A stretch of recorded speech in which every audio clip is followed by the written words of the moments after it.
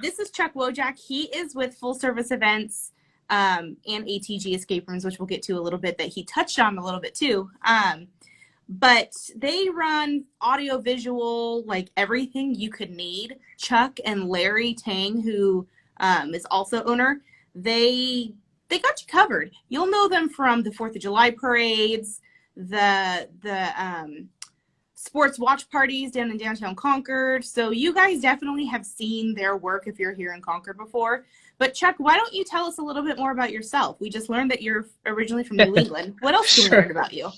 Well, I kind of made my way out west slowly. I grew up in Connecticut, moved to Pennsylvania, and then went to school for broadcasting down in Florida. Oh, Spent about wow. 10 years there, and then made my way out to Los Angeles area, and then in about 2008, made my way up to Concord, where I've been ever since. So I've been traveled, but I've mostly since college been doing audiovisual or broadcasting of some sort. Um, I have actually, we'll get to that, but some of what I had to go through in college has uniquely prepared me for what we're going through now and how the audiovisual is changing. So we'll touch on that in a little bit. But yeah, I came out to Concord and did different things. And about 7 years ago, I met Larry Tang. And since then, we've kind of helped to fill in for the concert and fireworks for the city of Concord. We have been the audiovisual team for the Concord Hilton and other hotels in the area. And we have been the one to usually provide the video wall for the watch parties, as you said. So, and there's been little stuff we've done here and there. We like to keep sort of in the background, but you've definitely probably seen or felt our presence in Concord for a You while. guys are great to work with. We've worked with them through Mayor's Lunches. They made Mayor Tim McGowan look like a star this year. He had backlighting, he had walk-up music, so that was fun. But recently, we also worked together on a dance party with the Willow Shopping Center. So Yes. for instead of like a grad night because of COVID and the kids not being able to really go out, we all got together and said, hey, why don't we do something? So Chuck and Larry were able to get together with a local DJ and they broadcast this dance party for 3 hours. And it was a lot of fun. It was cool to have, like, you felt like you were somewhere other than your house watching on a computer, which is really cool. It was a lot of fun, and it was one of the beginning things after we'd been locked down for a while that we had done. We've learned some things since then that we would love the opportunity to do another event with the Willows or an outreach for the community, just kind of a fun night for them to enjoy. Um, the uh, a lot of people don't know this, but the 4th of July broadcast was also a lot of Right. us too. We didn't do the past year stuff, but the concert and the other stuff we were involved in as well. And you guys Uh, made the video for that, right? You spliced all the videos together. I spliced all of the. We have the city of Concord has a really talented video guy that works for the city, and he did all the past year stuff. So a lot of the submissions from the community for this year were what I spliced together, and then also put together with the 90-minute concert that we had from the great Stung, a local band that we've had at the 4th of July concert before, but they were great, and they actually came to a little studio that we've built that we're going to talk about, and spent an entire Sunday afternoon recording that for the city of Concord. So it was great. So how did you get into AV? Like, how did you decide to go into broadcasting in school and then get into the AV world? Well, I fell in love with radio DJs as I wouldn't say troubled youth, but as a kind of a youth who kept to himself a lot. Radio was my constant companion, and I loved the allure of the radio DJs, but I also loved the old radio dramas. I was lucky enough that I had a family who we got to listen to some of the old 50s and 60s radio dramas. And so I went to school to study radio broadcasting. And while there, I fell in love with video. And so I shifted my focus a little bit. I did work for the student radio station for a while, and I did learn how to edit audio and cut together news reels and news stories and stuff like that. And while there, I was able to be actively involved in the video. And by actively involved, I mean I was lucky enough to go to a college that had 3 or 4 fine arts concerts or plays or operas per year, and every single one of them was run by a student run, was filmed by a student run crew, directed by a senior. That's cool. So as a freshman, I was able to get on camera my freshman year and learn. And these were big studio cameras. And through the course of the time there, I ended up doing video for conferences. They had a big conference center. And then also directing 8-camera shoots for large television programs. And as a side job, I worked for the local junior college who also had a satellite uplink. So people like Joe Scarborough and some others in the area would host their weekly television shows from there. So I got to be camera operator on some network television shows even as a senior in college. That's pretty cool. So it was a lot of fun. And then I also got to be on part of one of the, not the PGA Tour, but the senior PGA Tour. Okay. I think it's Champions Tour now, but got to be as a local. They hire some local people, and I got to do that and just fell in love with the production world. And then I spent some time with church media. Many of you know the local. There's some local churches, and one thing you learn in working with nonprofits and churches is how to do a lot more with less. And that has, I love it because it encourages you to get the creative juices flowing and learn how to work with what you have. I mean, you can only throw money at a problem. Mm-hmm. And that's great when you can. But one of the things that we specialize in is in how to get the big time production with a less of a production price tag. So I get that. yeah, so that's one of the things that we've gotten good at. And also we're really fortunate because Larry and I both have kind of done our time learning the ropes back when everything was shifting from the analog world to the digital world. Okay. And a lot of times what that teaches you is the concepts of signal flow and how to get a video to go through here. And so that kind of gives us an appreciation for, these big, new, expensive boxes that can do it. But, with some old analog equipment or, well, now digital, but just by doing it a different way or thinking about it, you can't accomplish the same thing. So, and I think that's a good reminder sometimes because there's always going to be a new phone or a new computer, but sometimes you can do more. And I have to say, what we're seeing is teachers struggling with that right now. Oh, yeah. One of the things that we've done is and do you mind if I promote this real quick? I don't even think I told you about this, Melissa, but so Larry has a wife who's a teacher at Silverwood Elementary, and she was struggling with setting up her equipment for distance learning. So Right. And then we had other teachers who were asking questions. So we started a Facebook group called Teacher Tech Tips.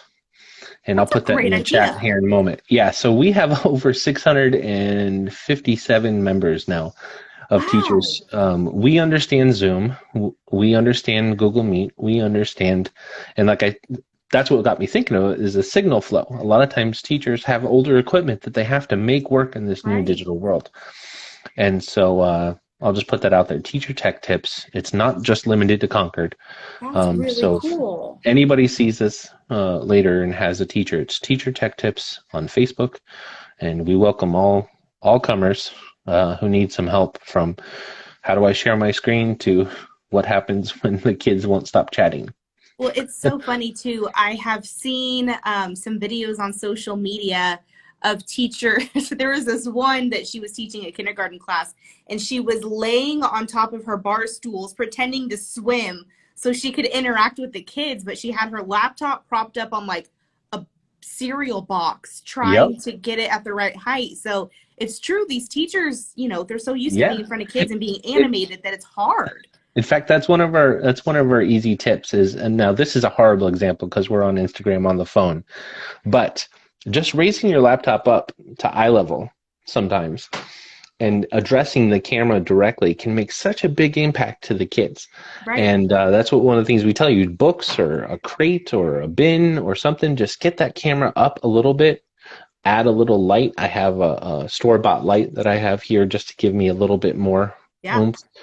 And it just that alone will change a lot of what you do. Now, I'm not going to hold that there for this whole interview, but that is one of the tips that we teach. No, that's really cool. I'll have to check it out too, because I'm sure there's tips that our businesses might actually be able to utilize there too.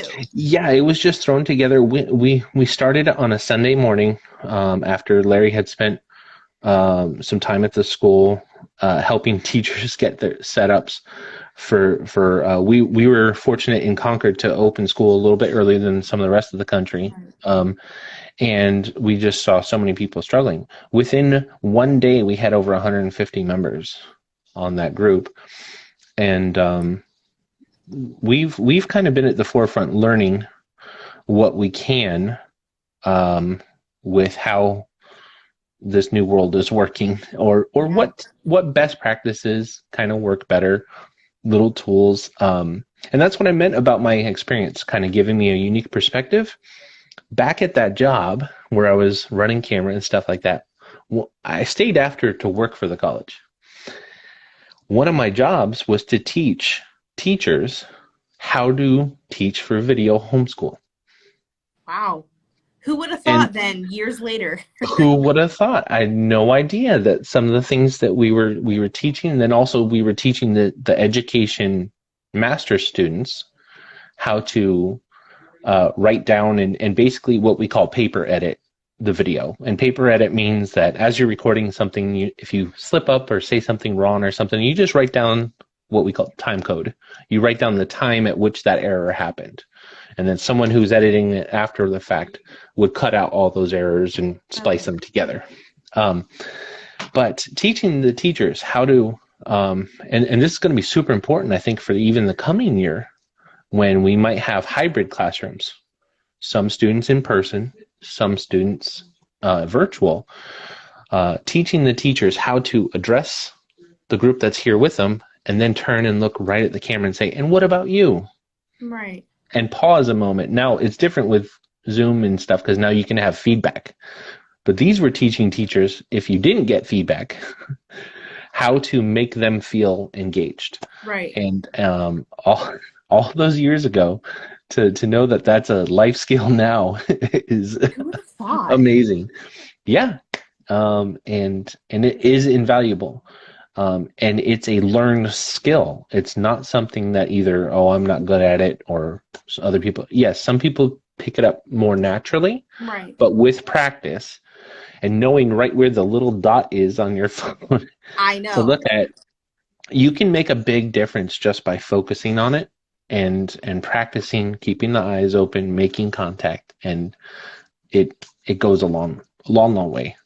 I must admit, because I'm looking at you right now, not the camera. Yeah, exactly. And that's what most do. One tip for teachers, Kevin's asking, one tip for the teachers is to just be relaxed and don't be so concerned that they're not getting it.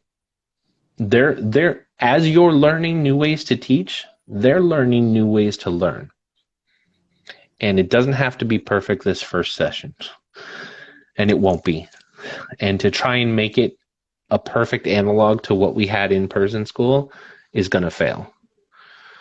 It has to be a new learning experience for everyone. We're all in a new environment, and there will be some people who accelerate faster than others. There will be some people who feel left behind. And kind, generous, just caring, loving on people in the best way you can in this time is the only thing that's going to help. And students are going to be students, and they'll always be the people who find the loopholes in the system. I've heard stories of teachers, having kids tab away to Facebook Messenger and chat behind their back, and then them finally having it. But we just have to keep them engaged. And so where a teacher used to rely on their peripheral vision and their hearing and the eyes in the back of their head to keep tabs on the audience and the students, it's not going to be the same. They're going to have to find ways to teach in short bursts, engage, get feedback. Teach in short bursts, engage, get feedback. Teach in short bursts and then stand up and switch it around. Right. Do a crazy exercise. No reason. They don't have to know the reason. But what you're doing is you're disengaging their brain from what they've just tuned out. You're getting them to do something else, and then it's re-engaging so that they can focus and learn again. And now, would you say that that's all the same too for like business meetings and conferences that are going on? So that's where we're kind of finding our niche is people are burned out on Zoom, and some of them are amazed when I tell them that we have successfully done 3-day engaging summits multiple times. And this is where a client was selling something, and all 3 times they were over 6 figures paydays for these clients. Wow. And they kept, hundreds of people engaged on Zoom for 8 hours or 6, 7, 8 hours a day for 3 days. And the secret to that is engagement, is to make it not feel like a Zoom meeting. And technically, that's where we come in, is we don't let anyone share their screen. We don't let anyone play a video through a share screen on Zoom. We use our equipment and our technology to make it more like a television production on Zoom. And using what we've learned over the years, Larry and I and our team, and we have people working for us that used to work for the sports teams, that right. are out of work now and stuff. And they understand you got to make it engaging. You gotta make it engaging. You gotta change the view. You gotta change something a little bit to keep from the human brain disconnecting, and just rearranging the view just a little bit every now and then changes enough that they. I'm not sure what the psychology is. We just know it works, right? It's enough of a difference. Yeah, it's just enough of a difference, and it makes a huge difference. So. What we're seeing is it's a hard uphill battle to convince these corporations and these marketing people and stuff that it can be engaging. You have some people thinking, "Oh, I can't. I don't want to do a Zoom. Everybody's done with Zoom. There's nothing." Well, we've been able to do that a little bit. In fact, we did that for you guys once, right? Made it a little bit more. There are some things that you can do on your own at home to make your Zoom more enjoyable. And Melissa, I gotta say, you look great today. You know what I've said before about, backgrounds and lighting and stuff like that. If you saw our office, I don't know which wall I should use. It's okay. This is perfect. This is perfect. And what I mean by that, folks, is focusing on having at least decent lighting. This is not perfect lighting by any means, but better lighting so that your face is fully lit, good audio, and contrary to popular belief, you really shouldn't be running meetings with your AirPods. Oh. And here's why. I've had trouble with that. And here's why. They are Bluetooth, and most of the time they do work great. However, the way that Zoom handles things sometimes, you can have some cutting in and out. If you've ever been on a meeting with someone and their audio just sounds like it's kind of it's usually because they're using a Bluetooth microphone. Because Zoom does some things to cut out background noise and and other stuff. Another thing you can do is just make sure that the light is so important because you can use. There are some horrible laptop webcams. Larry actually has one of them. He has. It's so Sorry, funny. Larry. No, his main laptop for some reason they put the camera at the bottom of the screen. So Oh, I guess I have noticed that he is before. in a perpetual Yeah. low view when he uses that camera. And uh, you don't have to break the bank to get better. There is a couple of products out there. The Logitech cameras are great. Our own mayor uses one. And, there is another company that made these little. Uh, uh, you can't read it because it's backward, but one SEE cameras. They're okay. Actually, they're really good cameras, but the color sometimes is hard to match. Um, and just having that better camera. And if you can, now I happen to be using wired headphones today, just because we're on the phone. Um, but on the computer, I use an earworm microphone. Normally, you would see these and that's good. Dan said he just bought a Logitech camera. They can be good. I would recommend getting the Logitech software that sometimes will let you tweak the color just a little bit, or Oh. um, and that. But yeah, good, better audio, better lighting, and if you can change the camera, that's great. A lot of people, like the teachers, they can't always, but they can lift their laptop up so that they're more at eye level. Right. That alone will increase your decrease your Zoom fatigue, I guess. Um, and that's one of the things that we do. And then also watching your background. I know people love to use the virtual backgrounds. I know that you do, but the virtual backgrounds. The trick is it's a special processing. It takes up more resources on your computer. It takes a little bit more. Kevin says he's trying to hide his face. I would too, buddy. I would too. Um, uh, just instead of using the virtual backgrounds, trying to get a flat wall or something like that. I mean, this is just a corner of the house that I'm in that happened to have a orange wall with a thing. But that would be much better than if I had a whole bunch of detail in it, because what's happening is that's being processed more and it's taking Mm. away details in your face Oh, I've never thought about that. in That in makes sense Zoom. So though. sometimes it can affect that. Um, if you haven't noticed, Zoom likes to raise and lower your video rates a lot as they do it. And the reason they're doing it is because they're trying to make sure you can see everybody. If you have 100 people in your meeting, Right. they want you to see all the thumbnails.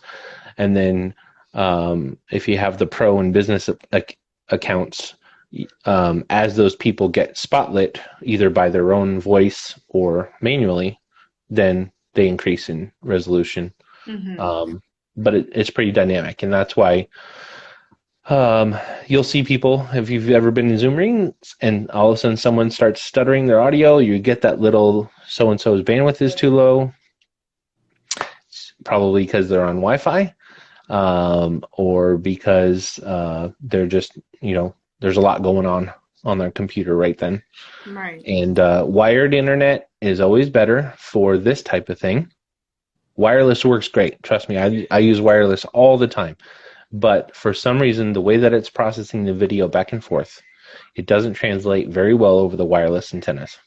Mm. So even if you have a newer MacBook or a Chromebook, it's usually recommended that you at least try to get the adapter that'll let you plug into wired Ethernet, and that will change your Zoom meetings quite a bit as well. That's a good point too. I mean, I think I have an extra cable in my office that I could probably then hook up and my video might be better. I've never considered that. Yeah, it's not so much the video; it's just the consistency of connection. Yeah. Yeah, it'll And you can usually once you've done this and looked at enough meetings and stuff, you'll start to be able to You tell notice. what the problems are and what happens. And You need to fix this. You need to do this. You need to plug this in. yeah, yeah. So Uh, ATG said virtual background will lower your overall video quality. Now, last week, Kevin and I, who's our president CEO for the chamber, we helped out Visit Concord with some meetings that they had, and the platform that they used, you couldn't have a virtual background. So they went ahead and brought me a banner to put in the background. So if that's something you guys are interested in having printed, to Chuck's point, to have your meetings be a little bit better and have better quality, that you could put that in the background, let us know. And we have some people that can print banners for you. and that is wonderful because that is one of the things that we recommend to clients if they're having a conference and if they have like a panel of people or a group of specialists or sales specialists that are going to be on there as assistants. It's worth the investment, just like you used to decorate the hallways Yep. of a conference center. Get some banners printed, and one of the ladies, the conference that we did, she did that for all of her support people, so you could easily look. It's kind of the same thing you were doing with the virtual background, Right. but what it does is it makes it natural. You don't have to worry about it.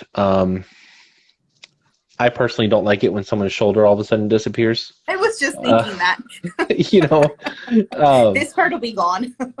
yeah, this part will be gone. And then the other thing is they can't hold up anything in front of the camera because when they Right. do, It has to it be right in tries front to. of you. Yeah, yeah, yeah. That's a great idea. And if you have a resource, that could make a lot of things better. And those pop-up banners are not very big. They can usually be carried easily by one person. It's usually Yeah. just a rolled up Yep. banner and a base with a couple of extending poles that you pop up, and it does it. It's funny seeing the escape rooms guy be the expert on audiovisual, but just to let you know, that is my business partner Larry Tang on our other business account. So Oh, that's a uh, good point, Larry. Yeah, you can use them in your backgrounds, but when we eventually get to in-person events, then you have yeah, something to bring to the events and and pop it up. here's the hint with those: just get them printed in a repeating of your logo. Yep. And no dates and no design, and don't try and frame your head in anything, just a repeating of your logo spaced out so that it's there. White if you have to, but prefer a darker color, and here's why.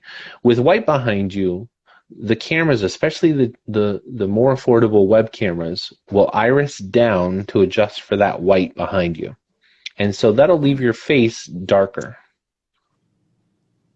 Yeah, and that's what he's saying. Try to avoid white though. So if you can get it, if you want it to be a lighter color, then get it in and then get it in like a light gray or something like that. But yeah, definitely that. I've been trying to get Kevin to get that step and repeat since he started. So Well, he just needs to happen. Just needs to yeah. happen. But for business owners who are trying to communicate with either people to buy their products or people or their own employees and stuff like that. And I think we've told you before, but we'll tell everybody else here. You know we built our own virtual studio here in Concord? I knew So that, but the yeah, audience might not, and it's pretty so cool that that's here. yeah, so we actually have a well, now we have two studios. So in the past several weeks, we have built a second studio with a second control room. So now we have the bandwidth to do two virtual events concurrently for anybody here. We have redundant internet in the place, and we have a little stage set up with podiums and cocktail, big cocktail highboy and stools, and it is ready to go. And we have probably a pretty full October of events coming up, but most of those events are on the weekends. So we definitely do have openings for the weekdays because. What's going on the weekends? Is it still meetings? Well, no. So these are less of corporate clients and more of summits for organizations or for groups of people who are trying to replace their retreats that they've lost. Okay. And so a lot of these are less about informational meetings and more about replacing a retreat or trying to sell into a coaching program or something like that. Um, but yeah, we actually have one large corporate client coming up who wants to do a 3-day event where they will have different sales teams meet together in the morning in one large meeting and then break out into smaller by region meetings for the rest of the day. And they're not coming to our studio. A couple people might, but for the most part, we are just running that event virtually through our studio. That's Confused amazing that yet? you guys can do that. Confused yet? Yeah, so what that means is we get all of their PowerPoint slides, we get all of their videos, we get all of their audio.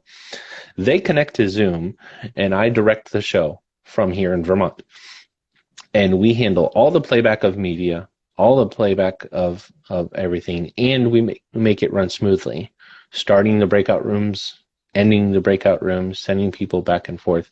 And we basically take the burden off of them from having to worry about anything but delivering their message. And that's what we're kind of becoming specialists at. It helps. Yeah, and it makes a big difference. It does. And there are a lot of new platforms out there. We aren't just dedicated to Zoom. We have several others that we use that we can do different things in.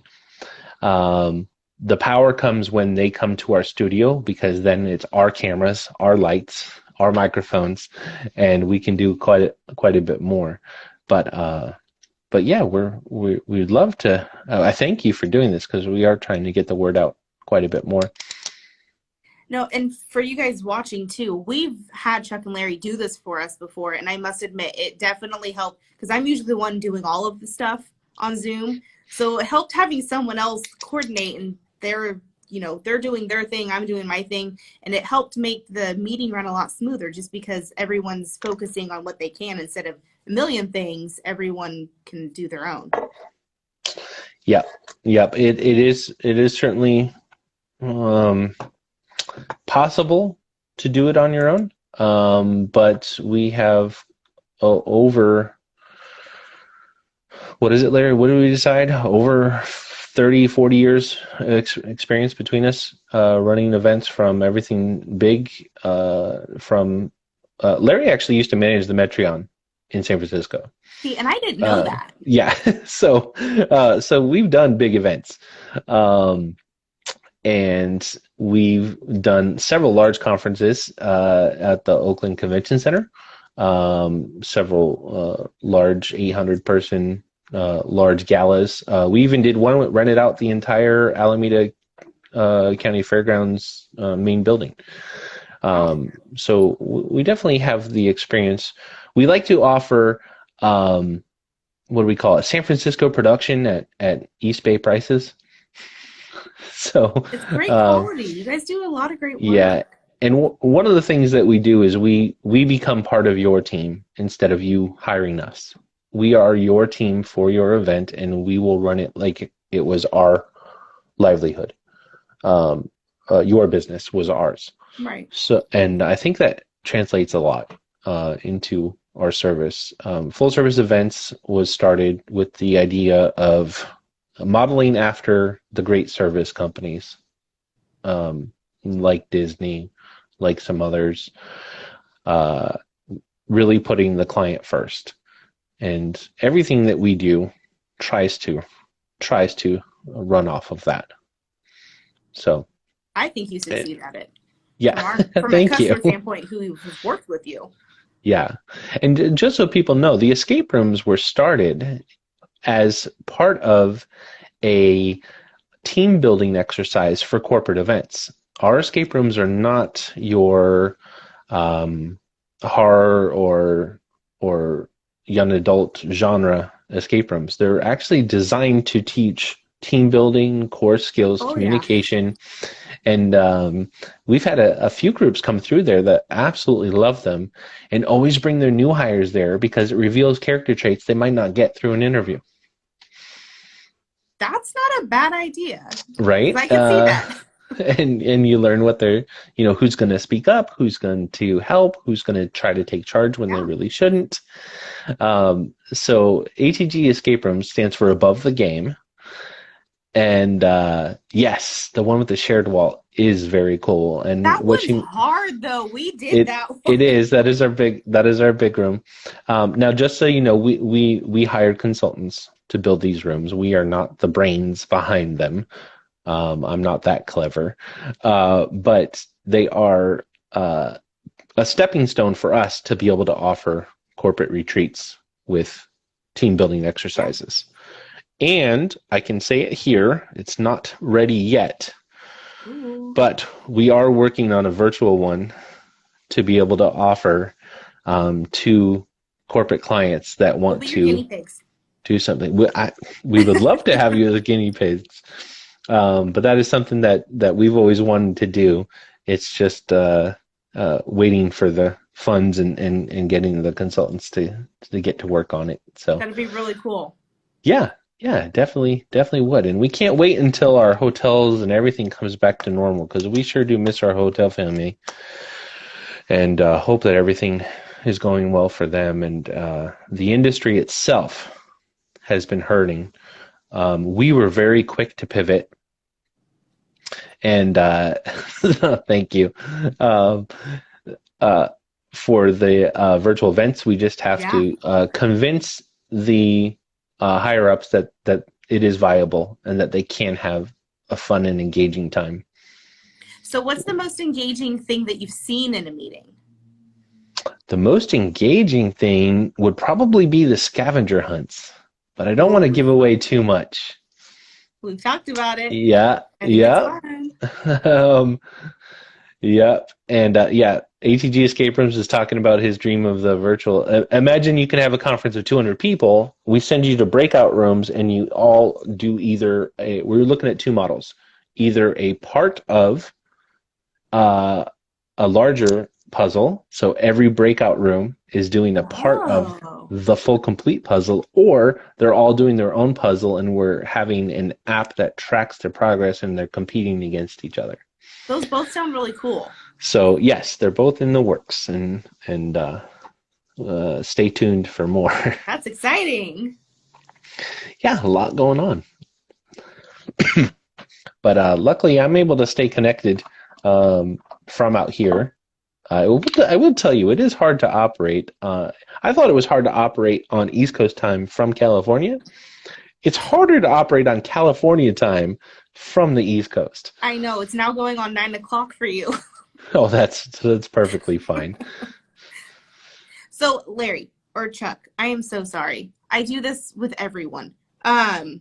Larry's on here too, and he's been answering. So if you want to chime in, but if someone is looking for an AV company, what are some things that you tell them to look out for, or you recommend look out for? Is it how much they talk about quality? Is it, certain equipment that you might have? It's tough. In certain places that you go, we tell them to be careful and make sure that they're comparing apples to apples. Because a lot of times we will quote something, and it might be what you need for what you're trying to do. But you might have a comparison quote that isn't exactly the same thing that we're thinking of, because I'm thinking of ahead of what you might need. I'm not trying to add stuff to your event. I'm just thinking like, okay, just doing it this way, just having a single operator and just having a single screen to show your thing might be good, but would you feel more comfortable? Would your event go better if you had another screen that you could look at with your slides, instead of having to turn around and see them on the same screen? There's nothing worse than someone teaching and always having to look back at what they're coming. Yeah. Always get a second and third quote, just to be sure. And then also look for a company that is really going to find out what it is, what your end goal is, what your message is and how to most effectively deliver that message. Anyone can quote you equipment. You Right. can go pick up equipment yourself. But having the team, and that's one thing we work very hard to train our people on, having the team that is really going to help you accomplish your goal makes a big difference. And it's not so much for the super small ones. It's when you get to that medium size, the 50 to 150 people, where you're starting to get to where either you have to be the one to tell the AV team everything you want done, Right. or you have to have an AV person who understands what your message is and will take the burden off. Our philosophy is if we can ease your burden, if we can make it so you just have to focus on, well, it used to be, is the food going to be on time Right. and is it the right food and stuff like that. Anything that we can do to make your job easier. They say in audiovisual, if you don't notice it, then they did their job well. That's a good Right? point. And Kevin just mentioned the mayor's luncheon. Yeah, the mayor's luncheon, the city went in a little bit different direction this year. And it was not for Mayor Tim. It was just because of what they had done the previous year hadn't worked all that well. And I think we're going to keep it that format if we, in the future. Agreed. And that is kind of changing the room from a long shotgun style to a wide style, adding a little bit of a more polished look to the ballroom, not being, Huge difference. not being crazy with it, but just having a solid color background, and then to just keep the media on point. Yeah. All my years in radio, all my years in television, and all my years in watching television, if there's anything that I want for your event, it's to have a really tight show. We all know that if you can keep it avoiding the dead time, it's gonna go really well. And a lot of times that just means having a team that's on top of it. You have your schedule down, and even if you stumble, they're starting that next cue to remind Right. you of where you should be. And also So what was helpful too with like what Kevin and Chuck were saying with the mayor's lunch is you guys knew the venue. So when we had to shift the direction of the room, you knew exactly like, well, the door for the buffet comes out or the food comes out here and the background is here, but this lighting is here, so the stage needs to be here. So it's that knowledge too of where you're holding the meetings and how the lighting will work, and that yes, I don't necessarily want the people serving the food in every single shot behind the mayor as he's speaking. So that knowledge is so helpful.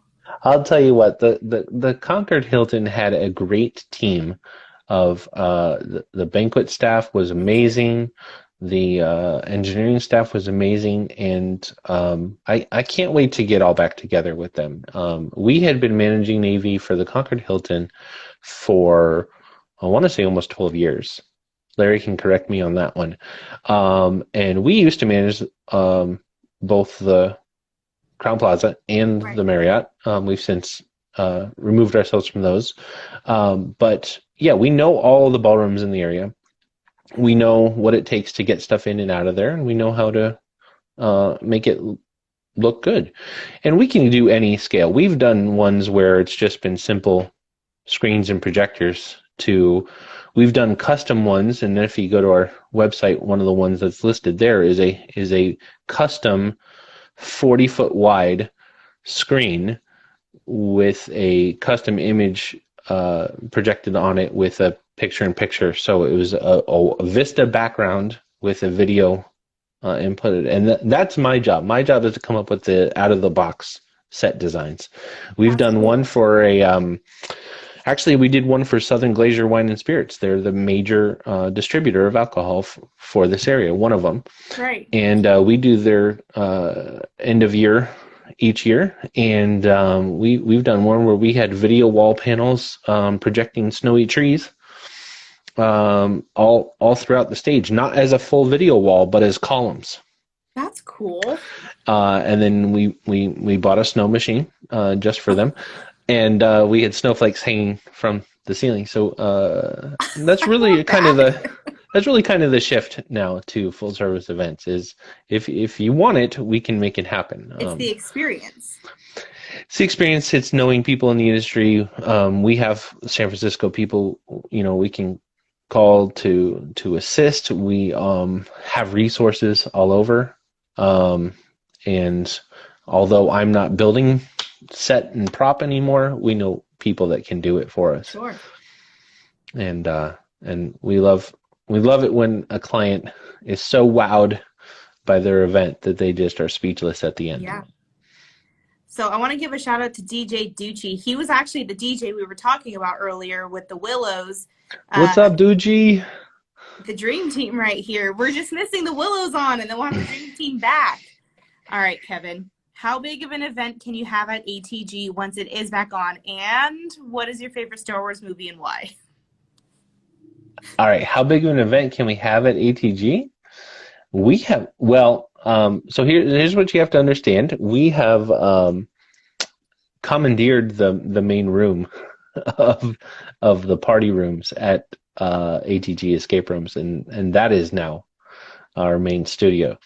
But before the pandemic, we were hosting parties for corporate groups of 50 to 75. That's a good And size. the group of 50 was able to do escape rooms all in the same hour. We developed a pattern for them where we brought them down in 15-minute increments to start their rooms. And within, an hour and 15 minutes, they had all gone through their room and were back upstairs eating food and drinking and having a great time. Wow. So that was a lot of fun. See, that's that whole thing about the knowledge and the timing and all of that, too. You guys have it down. Oh, yeah. And we're also good at coming up with processes too, to get things done.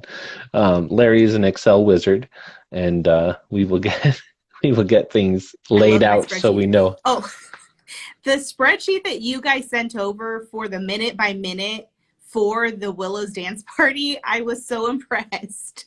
Oh, yeah, that's how we keep our minds straight when we're doing it, and that's how that tight show. That's how we keep our tight show. And then as far as favorite Star Wars movie, oh man, I'm going to avoid controversy here, and I'm going to probably have to say, oh, that's a tough one, Kevin. I'm going to have to say Rogue One.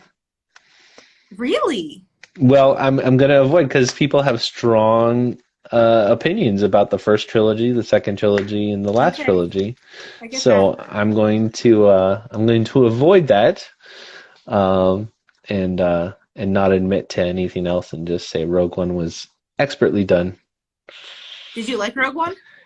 I love Rogue One, yeah. But here's the thing. I also love the Ewoks movies, both of them. Yeah. So, who doesn't love the Ewoks? I mean, and that was also when I was younger and enjoyed that. So Kevin's going to give me stuff. And our mayor is here. Hello, Mr. Mayor. Hello, Mayor Tim. So thank you for joining us. But yeah, there are events happening. We are seeing events outperform their in-person counterparts.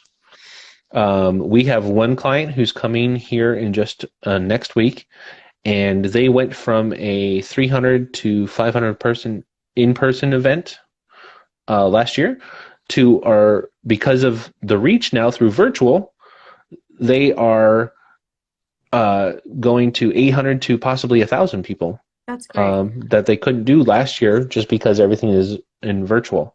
Right. And our job is to get that message across effectively, have them have engaging. Now, this one isn't so much, there's not much networking, but I will say that in the events where networking is important, we're trying to help people replace the content, the connection, and the sense of community that they get by traveling to a conference. One of the reasons people went to a conference was to get away, to meet new people, to hang out with like-minded folks. By doing the virtual event the right way, we can have more of that. not less. If it's done the right way, we are seeing people have more of it. One 3-day event that we did, we had a comment. Someone said, I have networked with more quality people doing it in this format than I did going to Vegas to the big conventions. That's impressive. So it is being done. It's possible. And yes, Larry is reminding everyone, yes, one of the things that we also are set up for and specialize in is when in-person comes back, even if it does come back a little bit more social distance, we are set up to do the hybrids. Perfect. Right? And hotels will only benefit from having these hybrid events. We're really excited for the future on this because we think that's going to be key. Companies are going to see what the reach was for dollar. And I think that when they're renting out ballrooms now, they're going to be able to rent out, spread out, but still have the stream going to reach the virtuals as well. And I think it can definitely be good. So, yeah. So we have 42 seconds left. Instagram's giving me a timer, which is new. Nice. Where can people contact you and Larry if they're interested in holding an event, hybrid, virtual, whatever it may Sure. be? Yes, please contact us at fullserviceevents.com. Larry's going to put that in the chat here real quick. Fullserviceevents.com, or you can just look me up on Facebook. It's Chuck Wojack, or right here on Instagram, Full Service Events or ATG Escape Rooms. And we would be happy to talk with you guys. And there is a contact form right at the bottom of our website. Just fill that out and we'll get back in touch with you. And we